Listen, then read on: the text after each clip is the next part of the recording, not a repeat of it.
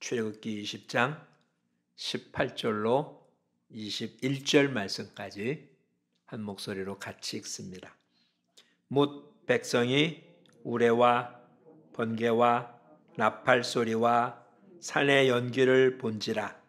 그들이 볼 때에 떨며 멀리 서서 모세에게 이르되 당신이 우리에게 말씀하소서 우리가 들으리이다. 하나님이 우리에게 말씀하시지 말게 하소서 우리가 죽을까 하나이다. 모세가 백성에게 이르되 두려워하지 말라. 하나님의 임하심은 너희를 시험하고 너희를 경외하여 범죄하지 않게 하려 하심이니라. 백성은 멀리 서 있고 모세는 하나님이 계신 흑암으로 가까이 가니라. 아멘. 모세는 신명기에서 그의 마지막의 표현을 이렇게 표현합니다. 너 이스라엘은 행복한 사람이라고.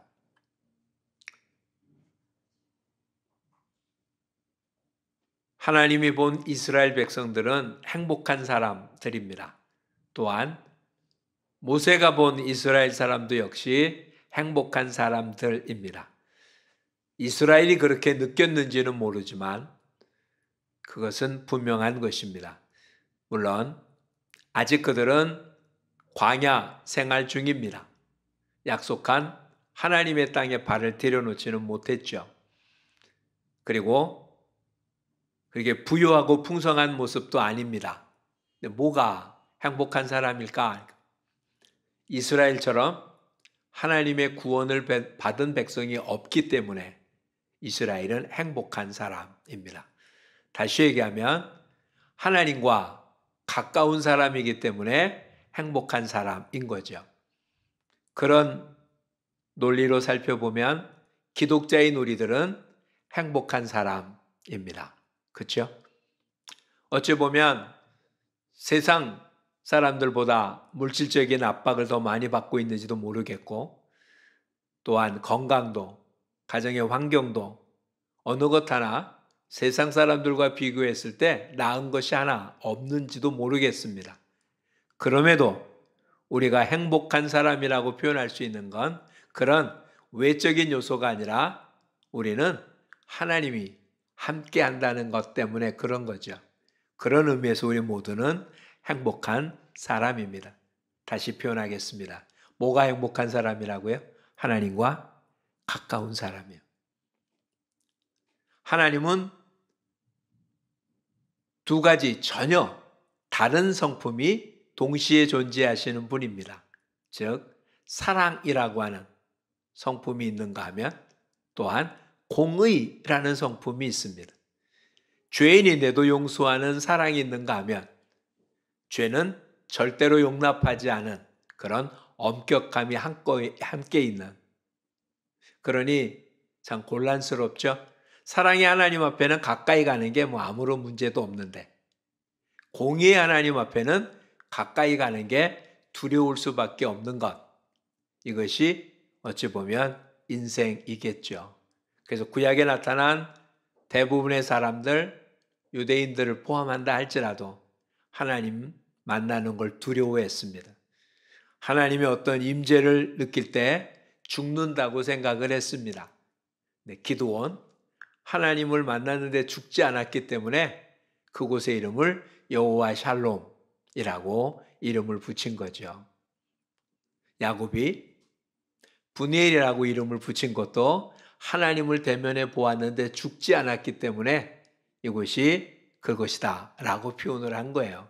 그러니까 구약에 나타난 이스라엘 사람들은 하나님의 공의, 즉 자신의 죄악 앞에 하나님 만나는 걸 두려워했던 모습을 볼 수 있습니다. 그런데 하나님은 사랑이고 하나님은 공이고 이 두 가지가 참 어렵잖아요. 이 두 가지의 문제를 함께 해결한 게 십자가입니다. 십자가로 하나님의 공의가 완성되죠. 그래서 죄인인 우리들도 십자가의 놀라운 사건으로 죄를 용서받을 수 있고, 그래서 사랑의 하나님, 공의의 하나님 앞에 가까이 갈 수 있는 게 우리들의 모습입니다. 근데 지금 우리들의 모습은 어떤가요? 정말 하나님께 가까이 가는 사람들입니까? 이 땅에 가장 행복했던 시절은 에덴 동산이었을 겁니다. 에덴, 기쁨이라는 뜻이기도 합니다. 이 에덴 동산에서의 가장 큰 특징은 하나님과 함께 거닐었다는 거죠. 서늘할 때 동산에 아담과 하와가 하나님과 함께 거닐었다라고 소개하고 있잖아요. 그게 천국인 것이에요. 천국이 어떤 것이라고요?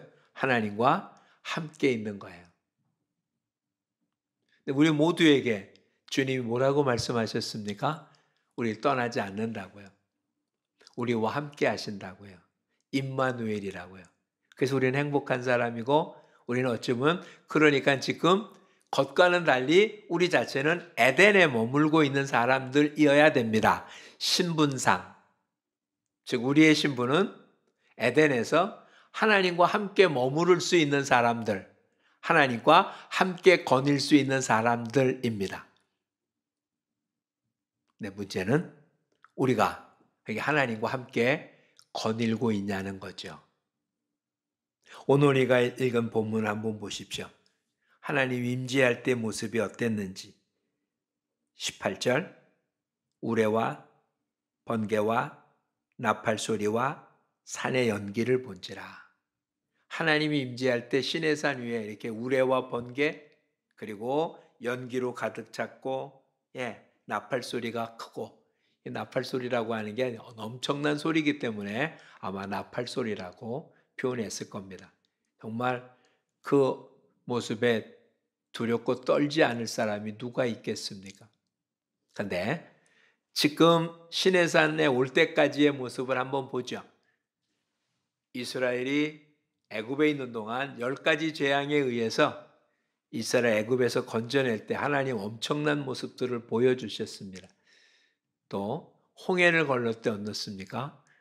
바다가 갈라지는. 그리고 자신들은 마른 땅을 건너고 애굽의 군대는 그 바다에 수장되는 모습을 눈으로 목도했습니다. 그래서 하나님을 찬양하고 기뻐했죠. 마라의 쓴물이 달게 되고 엘림에 물이 있었습니다. 좀 지나자 먹을 것이 없어지자 불평하는 그들에게 하나님은 만나를 주시고 메추라기를 허락하고 낮에는 구름기둥으로 밤에는 불기둥으로 이런 건 우리가 경험해 보지 못한 것들입니다.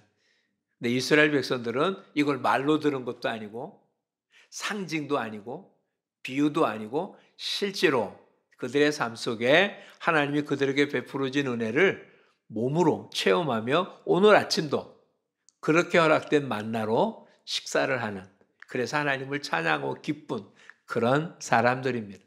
하나님의 은혜를 베풀어 주는 것을 그럴 거다라고 상상하는 게 아니라 아마 이것은 이런 뜻일 거야 라고 어떤 비유가 아니라 그게 그냥 현실이었어요. 실생활 속에 지금 사막 하루하루 걸어가는 모습이 하나님의 은혜라고 하는 모습을 그냥 피부로 느끼고 살고 있는 그래서 그 주님을 찬양하는 일이 어렵지 않았어요.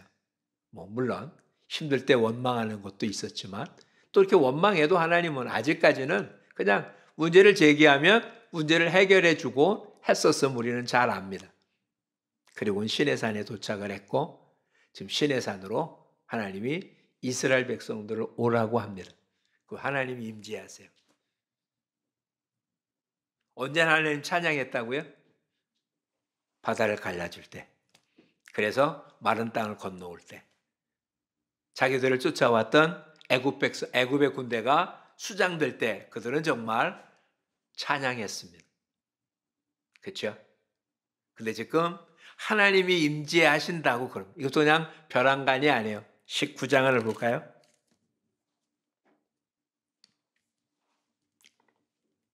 19장에 보면 하나님이 이렇게 표현하고 있어요. 9절과 10절 같이 한번 읽어보겠습니다.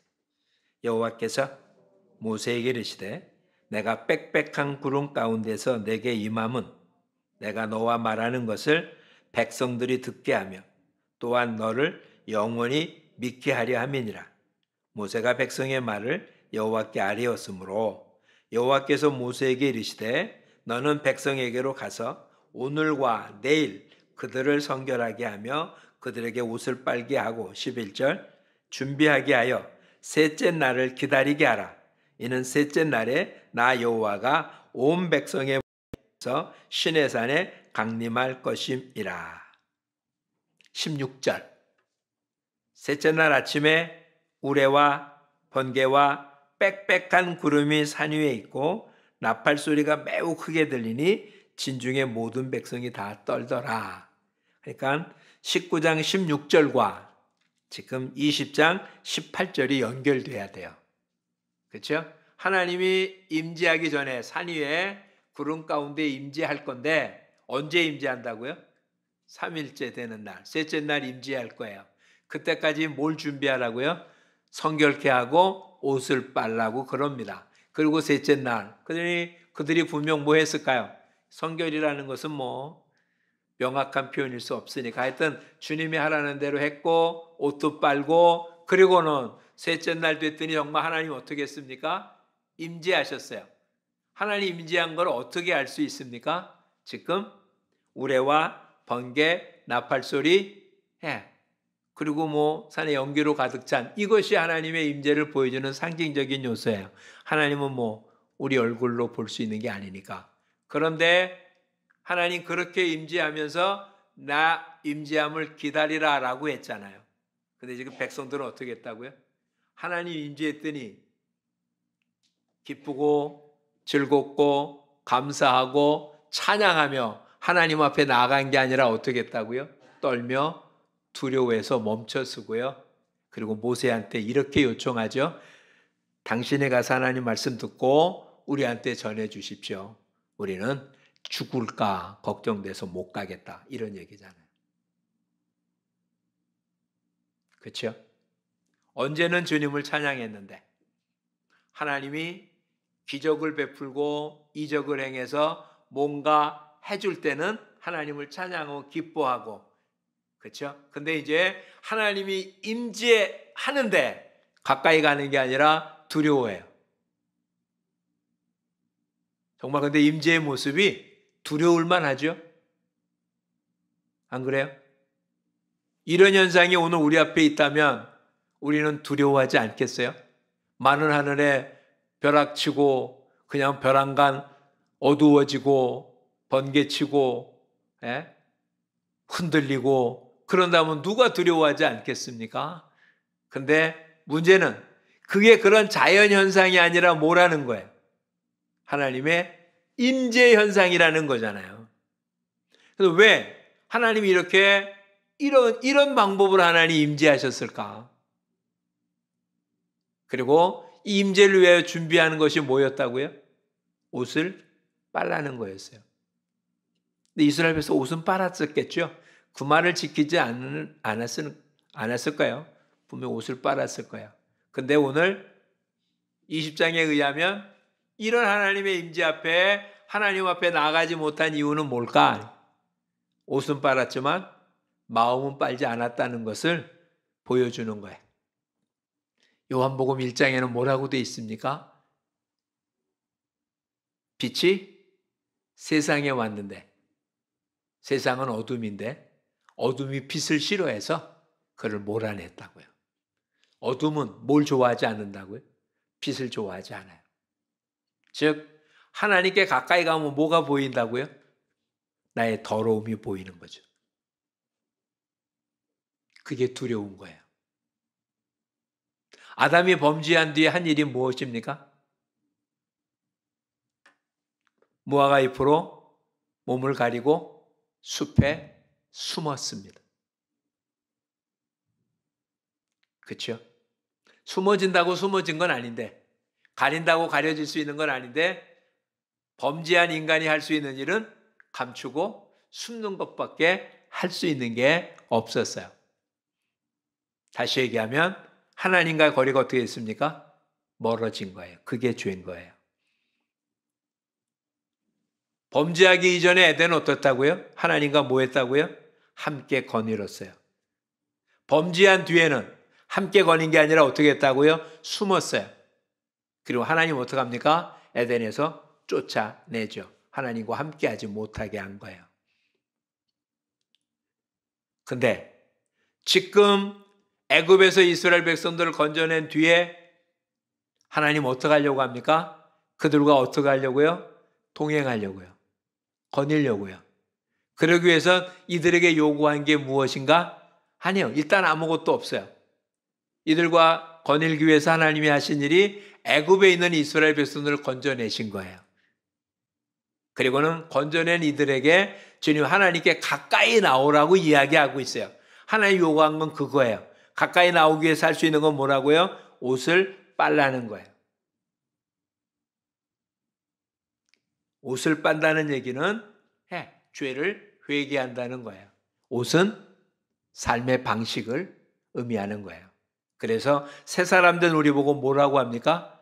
옛 사람 된 옷을 벗어버리고 새 옷, 그리스도의 옷을 입어라, 빛의 갑옷을 입어라, 이런 표현이 새로운 삶의 방식으로 살아라, 이런 의미거든요. 옛 생활의 삶은 벗는. 그렇다면 지금 출애굽한 사람들의 옛 삶의 방식은 무엇입니까? 애굽의 방식이죠. 400여 년 동안 그들은 애굽의 방식으로 살아왔던 것을 가지고는 누구 앞에 쓸 수 없습니까? 하나님 앞에 쓸 수 없어요. 하나님이 그를 불렀다 할지라도 하나님 앞에 살 수 없어서 그들의 삶의 방식을 벗어야 돼. 이 삶의 방식을 벗는 제일 첫 번째 단계가 내가 지금 하나님의 방식이 아닌 방식으로 살아왔다는 것을 인정해야 돼요. 인식해야 돼요. 애굽식의 의복을 벗고 히브리식의 옷을 입는 게 중요한 게 아니라 내가 여지껏 살아왔던 것, 이게 지금 하나님의 뜻과는 잘못된 거라는 것을 인식해야 옷을 벗든지 말든지 할 거 아니에요. 즉 그게 잘못됐다고 인정되면 그걸 깨달은 뒤에 어떻게 한다고요? 하나님께 가까이 가면 되는 거예요. 근데 그걸 깨닫긴 해요. 근데 이대로는 어떻게 한다고? 하나님께 가면 죽을까 봐. 오늘 본문에 왜 가까이 못 간다고요? 19절 하반절에 우리가 죽을까 하노라. 하나님이 이스라엘 백성들을 죽이려고 불렀습니까? 아니잖아요. 근데 그렇게 생각을 하고 있어요. 네. 지금 다른 사람 이야기할 게 아니고 저와 여러분은 어떻습니까? 하나님께 가까이? 아니면 하나님과 어느 정도 거리?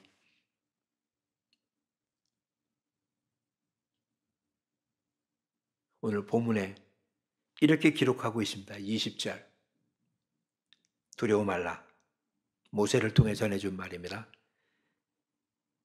하나님이 임하심은, 하나님이 임재하심은 뭐 하려고 한다고요? 너희를 시험하고 그리고 너희를 경외하여 범죄하지 않게 하려 하십니다. 즉 하나님이 임재할 때 어떤 현상이 나타나는 거예요? 하나님 임재가 눈에 보입니까? 아니죠. 근데 하나님의 임재가 나타난 현상이 어땠습니까? 흑암, 우레, 번개, 나팔 소리, 이런 거라는 거잖아요. 근데 그런 것이 나타날 때 할 수 있는 모습이 뭐냐? 일단 두려워하는 거는 어찌 보면 당연한 거잖아요. 두려워서 어떻게 한다고요? 오히려 흑암으로부터 어떻게 해요? 멀려서요.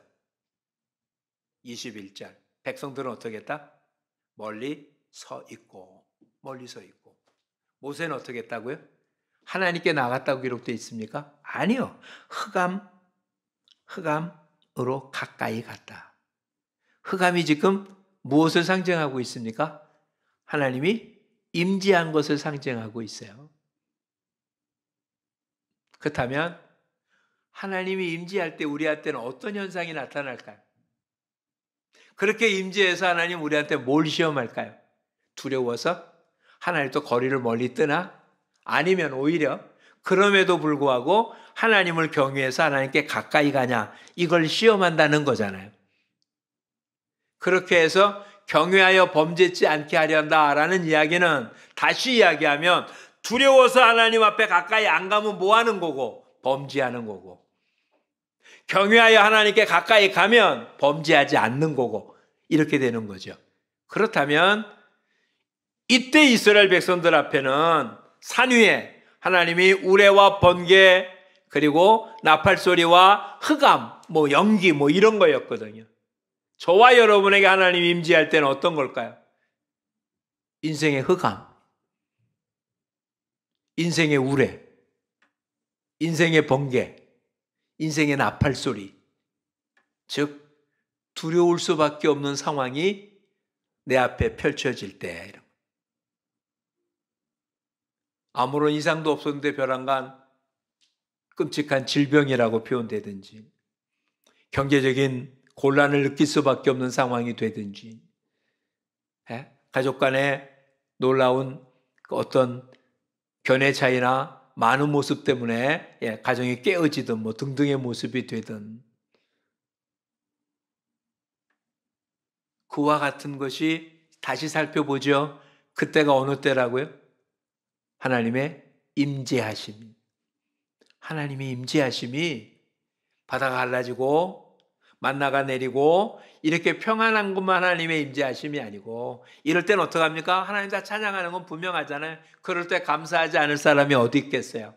근데 하나님의 임재하심의 또 다른 모습은 어떻다고요? 흑암, 번개, 우레, 큰 소리, 감당할 수 없는, 두려울 수밖에 없는 상황.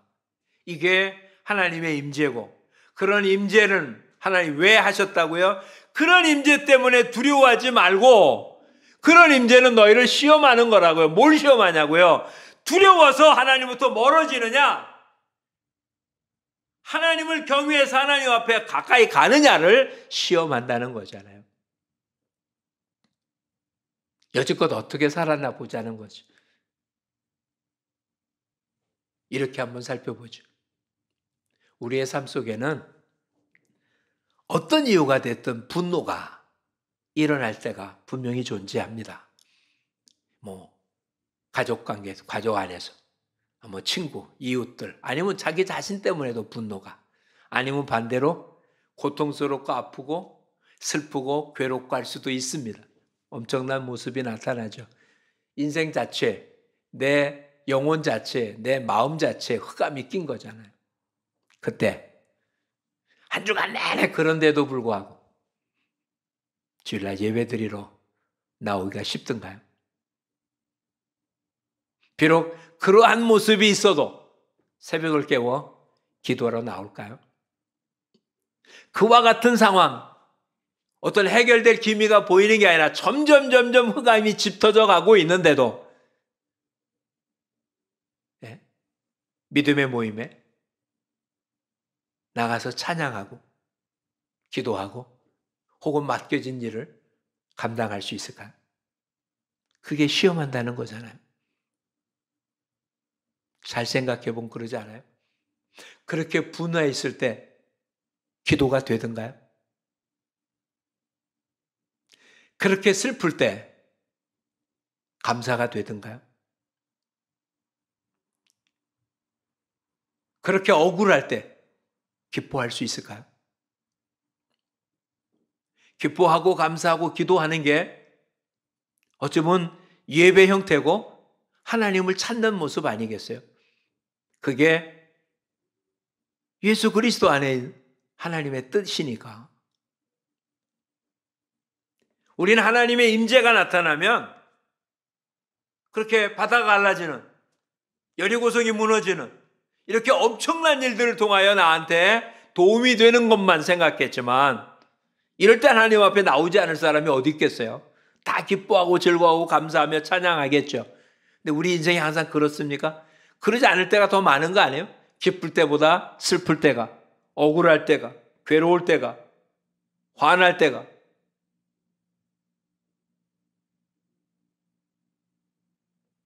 근데 그때가 오늘 본문에 의하면 하나님 우리를 시험하사 하나님께 가까이 가는지 멀어지는지 점검하신다고요.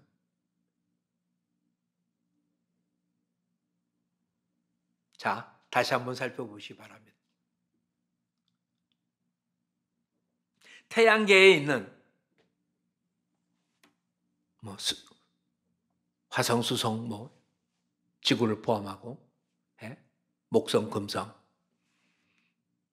태양을 제외한 다른 것들은 발열체가 아닙니다.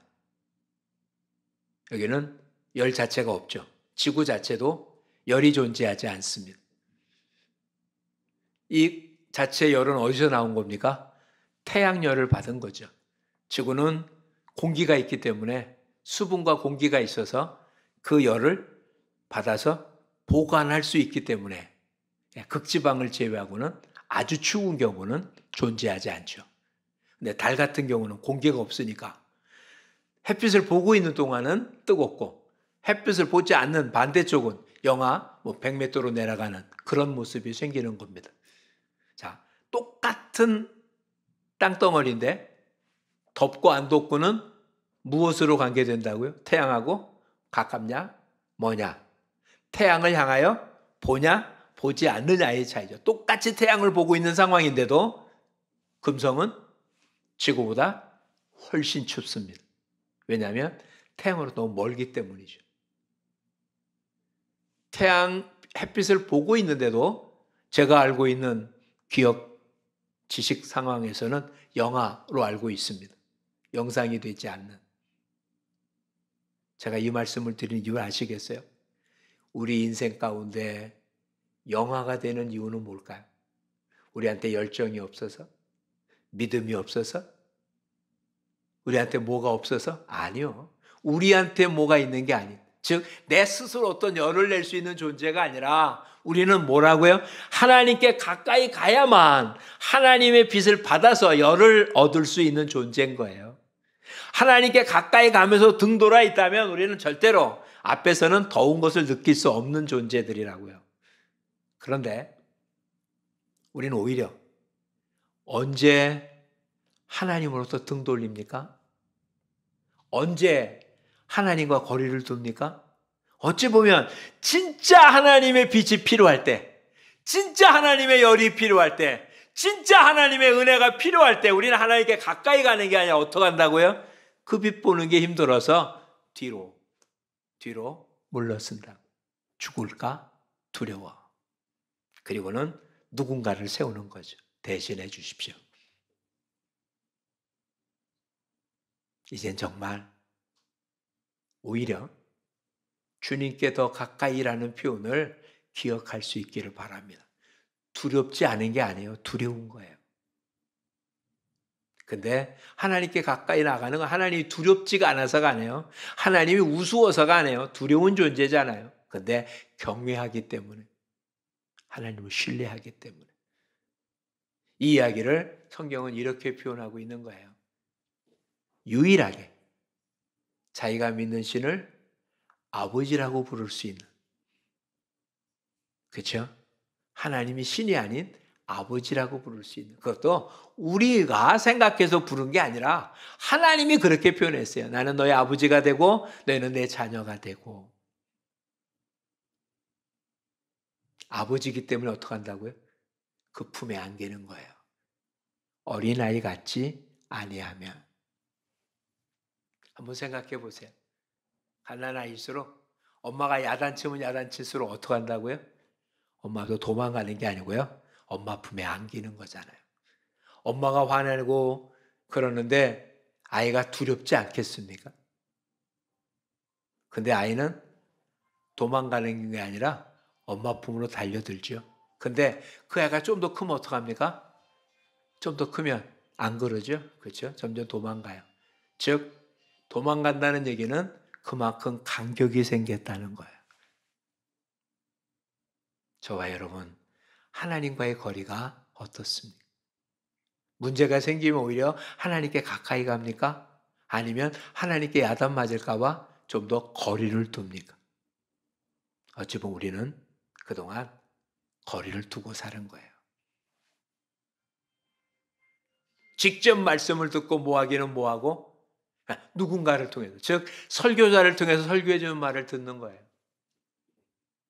여러분한테 직접 하신 하나님의 말씀이 있을 텐데, 여러분이 갖고 있는 성경을 통하여 하나님이 여러분 주신 말씀을 듣고 그 말씀에 움직일 수 있을 텐데 거의 안 그래. 왜? 이 말씀을 있다가 나한테 뭐라고 할까 봐. 우리는 좀 그런 일이 드물지만 예? 미국에 있는 많은 성도들의 글 속에 이런 표현이 엄청 많습니다. 하나님과의 거리를 두고 기도 안 하는 이유가 나보고 아프리카 선교사로 가라고 할까 봐. 편안간 지금 하고 있는 모든 거 다 놔두고 딴 일 하라고 할까 봐. 그래서 나는 하나님 앞에 내가 예배는 드리지만 기도는 못하는 하나님 음성을 들을까 봐. 우린 그런 식 때문에 기도 안 하는 사람은 드물죠. 하나님 뭐라고 말하는 게 두려워서. 근데 서양 사람들은 안 그런 거예요. 교회 자체가 그런 식으로 자원해서 선교사를 보냈지. 뭐 그러면 어느 날 갑자기 나도 선교사로 보내면 어떡하냐? 어떡하냐는 사람은 하나님 보낼 리도 없겠지만 그런 식이 될까 봐 못한다고 그래요. 저와 여러분 어떻습니까? 이젠 정말 하나님께 가까이 가는 저와 여러분이 되기를 축복합니다. 하나님께 가까이 가니까 두렵잖아요. 그러니까 오히려 힘들고 어려울수록 뭐요? 아버지의 품에 안기자. 근데 이것도 지금 우리한테 적절하지 않은 게 육신의 아버지가 여러분의 생각 속에 어떠냐에 따라서 하나님을 아버지라고 부를 때 가까이 갈 수도 있고 가까이 갈 수 없을 수도 있어요. 하나님은 그러지만 아버지라는 이미지가 가까이 갈 수 없는 존재. 이건 지금 이 땅의 모든 아버지가 잘해야 될 이유가 거기 있어요. 아버지가 잘못함으로 육신의 자녀들이 하나님 아버지를 육신의 아버지와 비교해서 하나님과 거리를 두게 하는 것, 이건 엄청난 죄악인 거예요. 근데 그런 모습에 있었다고 그런 거리를 계속 두면 되냐고요. 우린 거듭난 자들이냐. 그래서 육신의 아버지를 용서하지 않으면 하나님 아버지 품에 안길 수가 없어요. 언제나 거리를 둘 수밖에 없는 거예요. 그런 육신의 아버지를 용서해야, 그 아버지가 나한테 용서를 구했기 때문에 용서하는 게 아니라 그런 육신의 아버지를 용서해야 하나님 아버지의 모습을 볼 수가 있기 때문에 그래요. 그러지 않으면 우리는 하나님 앞에 나가도 육신의 아버지의 이미지 때문에 거리에 막혀져요. 그 이상은 못 나가게 되는 거예요.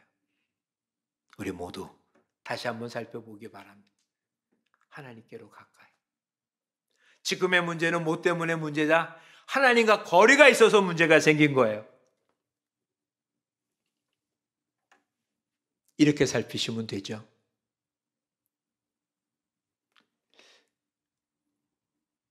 우리 봄, 여름, 가을, 겨울이 무엇에 의해서 결정되는 겁니까? 태양과의 거리 때문에 생기는 거예요. 지구가 약간 15도 삐뚤어져 있어서 여름과 겨울 사이의 차이가 약 15도 정도 삐뚤어진 그 사이 때문에 우리 같은 경우 여름엔 덥고 똑같은 태양의 빛을 받는데도 겨울엔 그만큼 온도가 올라가지 않아요. 그게 그 정도 차이예요. 지구가 둥그런 게 요만큼 삐뚤어졌다는 게. 다시 얘기하면 내가 지금보다 주님 앞에 한 걸음만 가까이 가도 여름이 겨울이 됩니다. 겨울이 여름이 됩니다. 반대로 따지면 내가 지금까지 주님 앞에 있는 데서 한 걸음만 뒤로 물러선다고 해도 여름이 겨울로 바뀔 수 있습니다. 즉 하나님께 가까이 간다는 게 뭐 수백 미터, 수킬로를 가는 게 아니에요. 그 순간 주님을 찾아보고 믿고 기도하는지, 아니면 오히려 하나님께 혼날까 봐 한 걸음 뒤에 물러서는지, 이 정도 차이밖에 없는데 여름과 겨울이 되는 겁니다.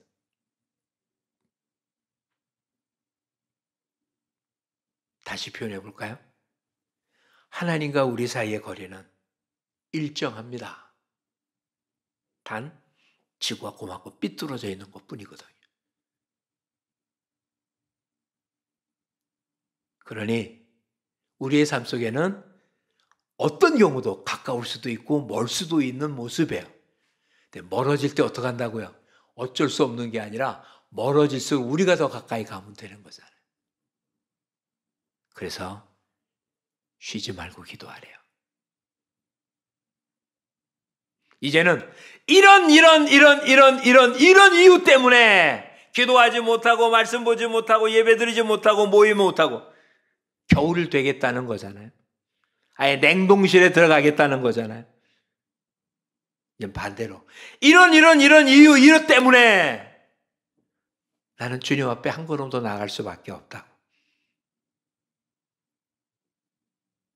평상시에 한 번 찾은 거 2번 찾아야 될 거고 10분 기도한 거 30분 기도해야 될 거고요.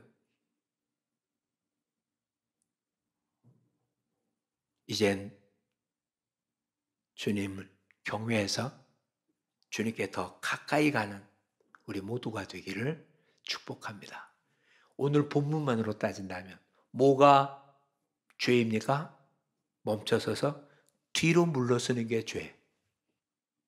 멈춰서는 게 아니라 가까이 나아가는 게 하나님 뜻이에요.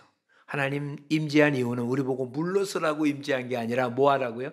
경외하여 범죄하지 않도록, 즉 가까이 오게 하려고 임하셨다고요. 그래서 사도 바울은 이렇게 표현했습니다. 가까이 계실 때 부르라고요. 하나님 가까이 계실 때가 언제라고요? 흑암이 있을 때가 가까이 계신 거예요. 우레가 있을 때가 하나님 가까이 계신 거예요. 번개가 칠 때가 하나님 가까이 있는 거예요. 나한테 문제가 있을 때 하나님 멀리 계신 게 아니라요, 가까이 계신 거예요. 나한테 문제가 있을 때마다 주님은 가까이 계신데 내가 멀리 있었고 뒤돌아 있었다면 이젠 오히려 하나님을 향하여 쓰고 한 걸음 더 가까이 가서 하나님께 영광을 돌리는 모습이 되기를 축복합니다. 21절 백성은 멀리서 있고, 백성의 편에 있겠습니까? 모세는 하나님이 계신 흑암으로 가까이 가더라. 이게 중요합니다. 하나님이 계신 흑암으로 가까이 가더라. 우리도 하나님은 안 보이고 뭐만 보인다고요? 흑암밖에 안 보이잖아요. 근데 그 안에 누가 있다고? 하나님이 계시다고 믿는 것, 그게 경외함이잖아요. 하나님이 계신 것을 믿고 흑암으로 가까이 가는 저와 여러분이 되어서 하나님 주시는 모든 열을 받아 정말 주님 우리에게 주시고자 했던, 그리고 우리를 지칭한 행복한 사람이라는 그 뜻을 제대로 이루고 사는 저와 여러분이 되기를 축복합니다. 경외함으로 하나님께 가까이 나가는 찬송가에 있었다면 한번 불러보고 싶었어요. 하나님께로 더 가까이 나아갑니다. 고통 가운데 계신 주님, 하나님께로 더 가까이 나아갑니다. 매일 매 순간 외치십시오. 하나님께로 더 가까이. 기도하겠습니다. 고맙습니다, 주님. 우리를 사랑하시되 우리를 떠나지 않고 계신데, 솔직히 우리는 우리가 편할 땐 주님을 찬양하다가도 힘들고 어렵고 고통스러울 때